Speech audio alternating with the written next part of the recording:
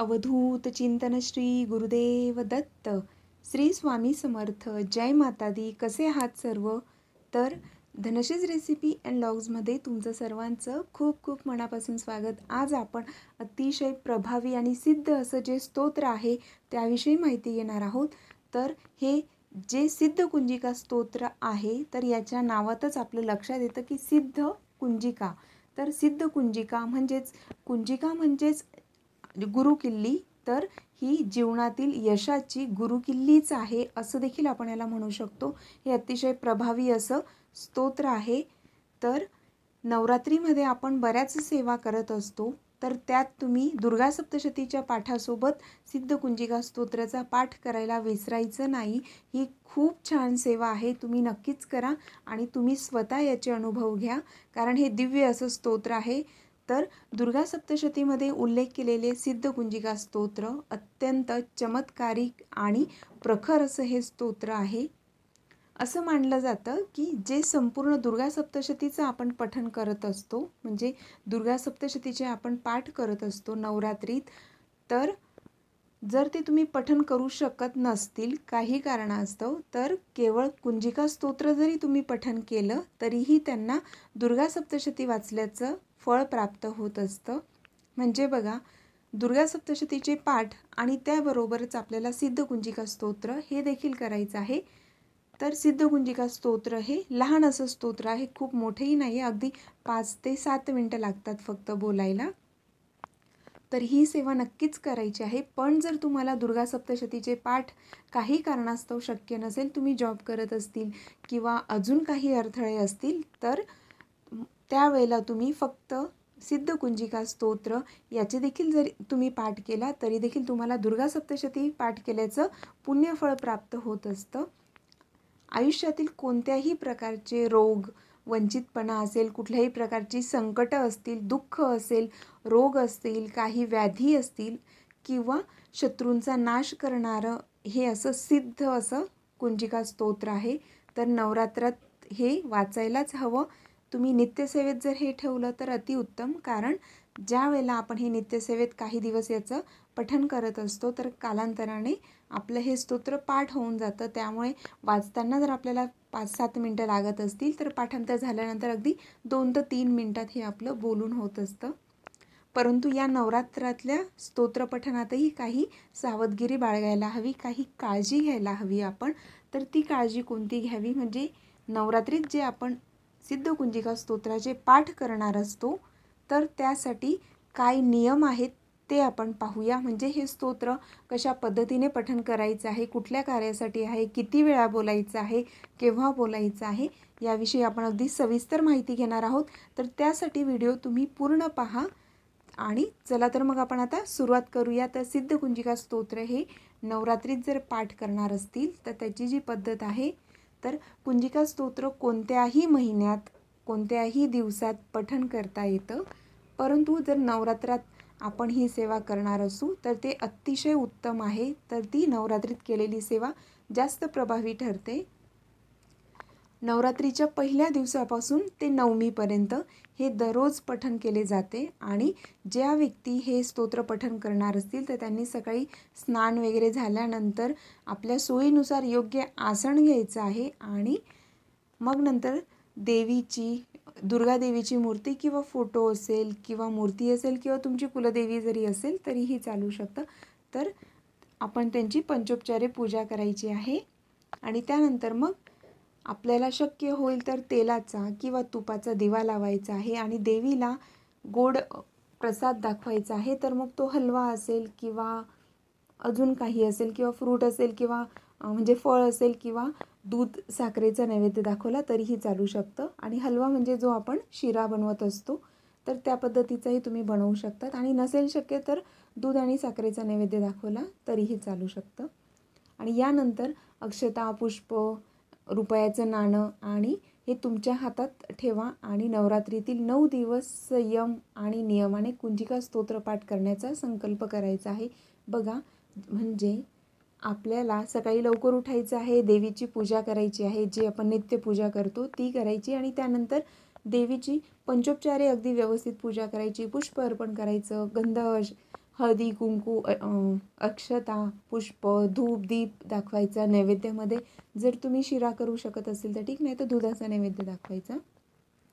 फळ असेल तर फळ अर्पण करायचं. आणि त्यानंतर मग आपण हे पठण तुम्हाला किती दिवस करायचं आहे, तर 9 दिवस नवरात्रीत करणार आहोत म्हणून. तर 9 दिवस पण तुम्हाला किती पाठ याचे करायचे आहेत हे आपल्याला संकल्प करायचा आहे. याचा लक्षात घ्या. जेव्हा आपण नित्यपठण करतो, म्हणजे नित्यसेवेत जर तुम्ही हे स्तोत्र ठेवलं तर त्यावेळेला संकल्प नाही केला तरीही चालू शकतं, नित्यसेवेत चालतं. पण तुम्हाला विशिष्ट कार्यासाठी आणि विशेष करून जर नवरात्रीत ही सेवा करायची असेल तर त्यावेळेला मात्र संकल्प करूनच करायचा आहे. तर अगोदर आपल्याला संकल्प करायचा आहे. संकल्प करताना हातात पाणी घ्यायचं, अक्षता घ्यायचे, पुष्प घ्यायचं, नाणं असेल रुपयाचं म्हणजे कॉईन वगैरे असेल तर तेही घेऊ शकतात, किंवा फक्त पाणी आणि अक्षता घेतल्या तरीही चालतं. तर संकल्प करायचा, आपलं स्वतःचं नाव बोलायचं, गोत्र बोलायचं, आणि हे पाठ तुम्ही कोणत्या कार्यासाठी करत आहात. तर जे तुमचे मनोरथ असतील, जे तुम्ही देवीला सांगत असतील, की ज्या काही अडचणीत असतील किंवा अजून काही तुमचे समस्या असतील तर त्या देवीला सांगायच्या आणि त्या दूर करण्यासाठी, त्या निवारणासाठी मातेला प्रार्थना करायची.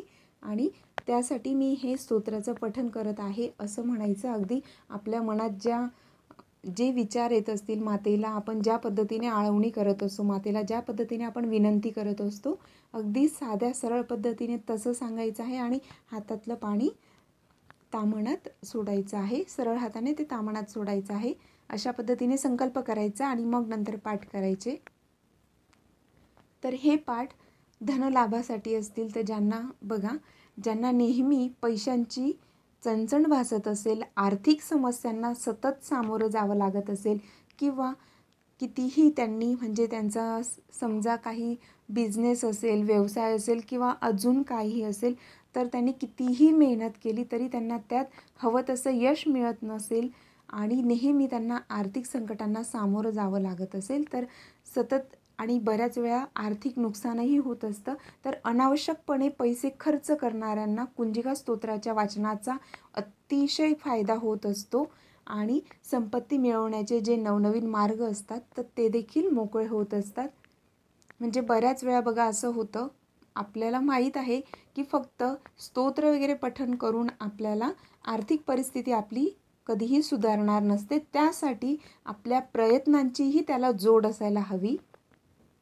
कारण काहींना म्हणजे असं वाटू शकतं की फक्त हे स्तोत्र वाचलं की लक्ष्मीप्राप्ती होईल, ते वाचलं की आर्थिक परिस्थिती सुधारेल, असं नाही. सांगण्यामागचा उद्देश हा की आपण आपले कर्तव्य तर आपण करतच असतो आणि ते देखील अगदी जिद्दीने चिकाटीने आपण अगदी मनापासून प्रयत्न करायचा आहे. कारण स्ट्रगल केल्याशिवाय तर लाईफमध्ये काहीही मिळत नाही. तर आपल्याला प्रयत्न करावेच लागतात. पण प्रयत्नांसोबत जर आपण जे काही अध्यात्माची जर त्याला जोड असेल तर अजून त्याच्यातून आपल्याला चांगलंच मिळत असतं. कारण बऱ्याच वेळा कितीही मेहनत केली, कितीही रात्रंदिवस आपण कष्ट केले तरी देखील आपल्याला हवं तसं यश प्राप्त होत नाही. तर तो आपल्या प्रारब्धाचा भागही असू शकतो. पण त्यावेळेला जर आपण परमेश्वराचा जर आपण त्यांचे चरण घट्ट पकडून ठेवले तर आपल्याला कुठेतरी नवनवीन मार्ग मोकळे होत असतात आणि संकटांना सामोरं जायची आपल्याला शक्ती प्राप्त होत असते. आणि कुठेतरी आपल्याला आशेचा दिव्य किरण दिसत असतो, आपल्याला मार्ग मोकळे होत असतात. आणि ज्या वेळेला आपण संकटांमध्ये असतो, दुःखात असतो, त्यावेळेला हा छोटासा आशेचा किरण म्हणजे आपल्यासाठी खूप महत्त्वाचा असतो. म्हणून आपले प्रयत्न आणि त्याबरोबर हे जे काही आपल्या हिंदू संस्कृतीत जे काही आपले स्तोत्र मंत्र आहेत तर त्यांची देखील त्याला जोड द्यायची आहे. त्यामुळे आपल्याला अगदी सर्व काही सहज शक्य होत असतं. म्हणजे संकटांवर मात करण्याची आपल्याला शक्ती मिळत असते. त्याचबरोबर आर्थिक ज्या काही समस्या असतील तर त्याच्यातून आपल्याला नवनवीन मार्ग मोकळे होत जातात आणि जी येणारी संकटं असतात तर त्यांची तीव्रता कमी होत असते. आणि ज्याप्रमाणे आपली सेवा वाढत जाते आणि जेवढं आपण ती सेवा जसं आपण ज्या भावाने आपण सेवा करत असतो, म्हणजे आपली श्रद्धा, आपली जी भक्ती असेल ती जेवढी अगदी उत्कंठ भावनेने आपण श्रद्धा केली तर ती परमेश्वराजवळ नक्कीच पोचते.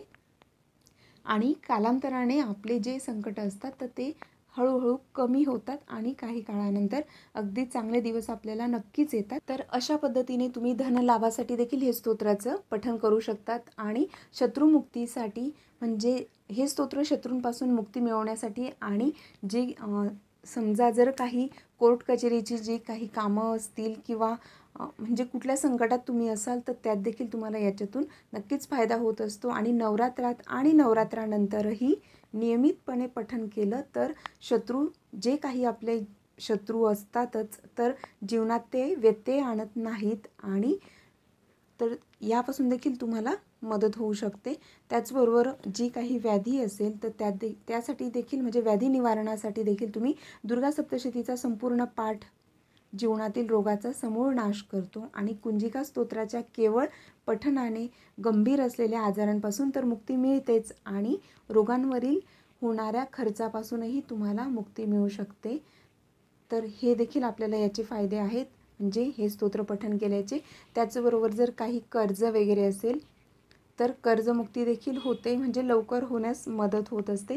जर एखाद्या व्यक्तीला आयुष्यभर कर्ज घेणे हे चक्र जणू चालूच असेल म्हणजे ह्या कारणासाठी घेतलं ते फेडत नाही तोपर्यंत अशी काय परिस्थिती उद्भवते की त्या एखाद्या व्यक्तीला पुन्हा अजून कर्ज घ्यावं लागतं. ते फिटण्यात येतं तोपर्यंत अजून काहीतरी असं घडत जातं की त्याला सारखं कर्ज म्हणजे कायमस्वरूपी कर्जातच ती व्यक्ती असते. तर त्यासाठी या अगदी छोट्या छोट्या गरजा भागवण्यासाठीही त्याला कर्ज घ्यावयास लागत असल्यास तर कुंजिका स्तोत्राचे नियमित पठण केलं तर त्याने देखील कर्जमुक्ती लवकरच होते आणि आर्थिक म्हणजे जे काही आर्थिक मिळकत असेल तर त्याचे मार्ग मोकळे होत असतात.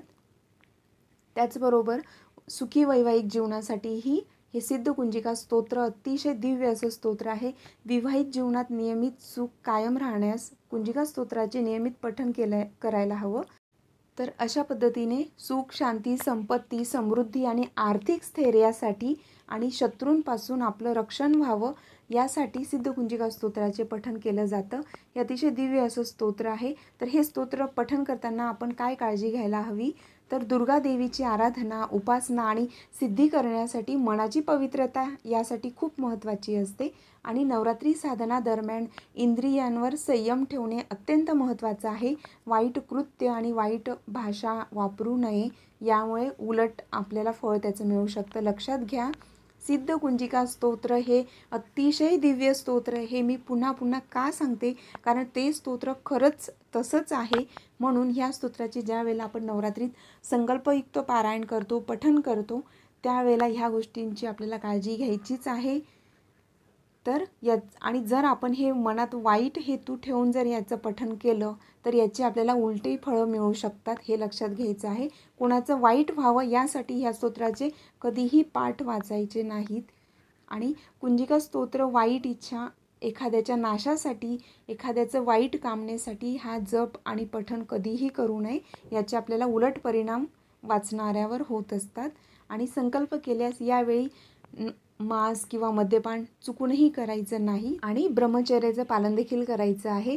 कारण नवरात्रीत आपण दुर्गादेवीचेही पाठ करत असतो म्हणजे बऱ्याच जणांकडे घटस्थापना केलेली असते आणि घटस्थापना काहींकडे जरी नसेल तरी देखील दुर्गा सप्तशतीचे पाठ हे प्रत्येक घराघरातून दुर्गा सप्तशतीचे पाठ होत असतात.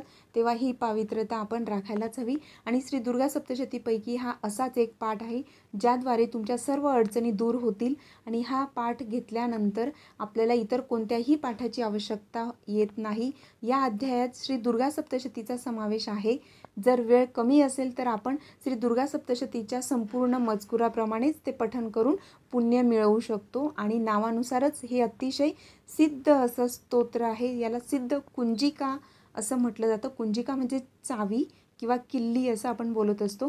जेव्हा एखाद्या प्रश्नांचं उत्तर सापडत नसेल, समस्या सोडवली जात नसेल त्यावेळेला सिद्ध कुंजिका स्तोत्र हे नक्कीच वाचा. सिद्ध कुंजिका स्तोत्र म्हणजे आपल्या संकटांवर मात करण्यासाठी आपल्याला परमेश्वराने दिलेली एक जशी ती चावी आहे हे लक्षात घ्यायचं आहे. आणि सिद्ध कुंजिका स्तोत्राचा महिमा असा आहे की भगवान शंकर म्हणतात की सिद्ध कुंजिका स्तोत्र पठण करण्यासाठी देवी कवच, अर्गला, किलक, रहस्य, सुक्त, ध्यान, न्यास आणि अर्चनेची देखील आवश्यकता नाही. केवळ कुंजिका पठण केल्याने दुर्गा पाठाचे आपल्याला फळ प्राप्त होत असतं, असं हे सिद्ध स्तोत्र आहे. सिद्ध का आहे तर हे स्तोत्र आहे, तर हे सिद्ध का आहे तर मारणम, मोहन, वशीकरण, स्तंभन आणि उच्चाटन इत्यादी उद्दिष्टे केवळ त्याच्या नुसत्या पाठानेच पूर्ण केली जातात. यात स्वर व्यंजनांचा ध्वनी आहे, त्याचबरोबर त्यात मंत्र देखील आहेत. तर हे स्तोत्र वाचताना अगदी मनापासून वाचायचं आहे आणि त्यात जे मंत्र आहेत तर ते अगदी सावकाश आणि व्यवस्थित बोलायचे आहेत. सुरुवातीला आपल्याला जरा वेळ लागू शकतो, पण नंतर एकदा हे पाठांतर झालं की आपल्याला ते बोलायलाही जास्त वेळ लागत नाही. आणि तर हे स्तोत्र तुम्ही तुमच्या ज्या काही इच्छा असतील त्यासाठी तुम्ही हे स्तोत्र नक्कीच पठण करू शकतात. जसं की ज्ञान मिळवण्यासाठी 5 पाठ करायचे आहेत, यश कीर्तीसाठी 5 पाठ आणि संपत्ती मिळवण्यासाठी 9 पाठ आपल्याला ह्या स्तोत्राचे करायचे आहेत. त्याचबरोबर घराच्या सुख आणि शांततेसाठी 3 पाठ आपल्याला करायचे आहेत आणि आरोग्यासाठी 3 पाठ वाचायचे आहेत. शत्रूंपासून रक्षण करण्यासाठी देखील 3, 7 किंवा 11 पाठ सतत पठण केल्यास नक्कीच तुम्हाला यात फरक दिसेल किंवा याचा तुम्हाला नक्कीच अनुभव येईल. आणि रोजगारासाठी असेल तर 3, 5 किंवा 7 आणि 11 पाठ आपल्याला याचे करायचे असतात. प्रत्यक्ष शिव आणि पार्वती यांनी हे स्तोत्र सांगितलेलं आहे, म्हणजे त्यांचा जो संवाद आहे तर ते म्हणजेच हे स्तोत्र आहे. अतिशय दिव्य असं स्तोत्र आहे. नक्कीच तुम्ही याचं पठण करा. सिद्ध कुंजिका स्तोत्र हे तुम्हाला नित्यसेवेचं जे पुस्तक आहे आपलं, त्यात तुम्हाला हे नक्कीच मिळेल. तर अगदी लहानसं स्तोत्र आहे, तर नक्कीच याचे पाठ करा. आणि मी तर सांगेल की फक्त 3, 5, 7 नवरात्रीत असे पाठ करण्याऐवजी, कारण याच्यासाठी खूप वेळही लागत नाही, तर याचे तुम्ही 11, 21, 51, 108 असे तुम्हाला हवे तेवढे तुम्ही संकल्प करून पाठ करू शकतात. तर हे आता मी हे जे सांगितलं हे तुम्ही तुमच्या इच्छेनुसार जास्तीची सेवा नक्कीच करू शकतात. तर हे अतिशय दिव्य असं स्तोत्र आहे आणि तुम्ही नक्कीच याचा अनुभव घ्या. जेव्हा तुम्ही सिद्ध कुंजिका स्तोत्राचे पाठ करणार असतील त्यावेळेला, म्हणजे हे काही कुठे लिहिलेलं नाही आहे, पण मी एक तुम्हाला माझा स्वतःचा अनुभव सांगते की ज्या वेळेला तुम्ही हे पाठ करणार असतील, संकल्पयुक्त करणार असतील, तर त्यावेळेला तुम्ही शक्यतोवर बसायला लाल आसन असेल तर अतिउत्तम. म्हणजे शक्य झालं तर सांगते मी, किंवा तुमच्याकडे जे असेल ते तुम्ही घेऊ शकतात. पण आपल्याला जे काही आपण सेवा करत असतो त्याचं आपल्याला अजून त्याचे लाभ होण्यासाठी तर ह्या पद्धतीच्या काही गोष्टी जर आपण शक्य झाल्या तर करा, नाही झालं तरी काही हरकत नाही. आसन देखील लालच घ्यायचं आहे आणि जे आपण कपडे परिधान करतो तर ते देखील जर लाल असले तर अतिउत्तम. देवीला फूल अर्पण करतानाही लाल फूल असलं तर अजून चांगलं. ही अतिशय महत्त्वाची आणि अतिशय दिव्य सेवा आहे. तुम्ही नक्कीच करा आणि नक्की याचे अनुभव घ्या. आणि हे स्तोत्र तुम्ही दिवसभरात केव्हाही करू शकतात. आणि ह्या स्तोत्राचे पठण तुम्ही रात्री 12 वाजेनंतरही केलं तरीही चालू शकतं, जर शक्य झालं तर. म्हणजे रात्री 11, 11:30ला जरी तुम्ही वाचायला बसले तरीही चालतं. आणि नवरात्रीत तर आपण 9 रात्र म्हणजेच रात्री आपल्याला ते जागरण करायचं असतं, देवीचं नामस्मरण करायचं असतं. तर तुम्ही रात्री देखील मातेची ह्या पद्धतीने सेवा करू शकतात. याचे तुम्हाला दिव्य अनुभव नक्कीच येतील. आणि विशेष करून लाल रंगाचा वापर त्यावेळेला जास्तीत जास्त करायचा आहे.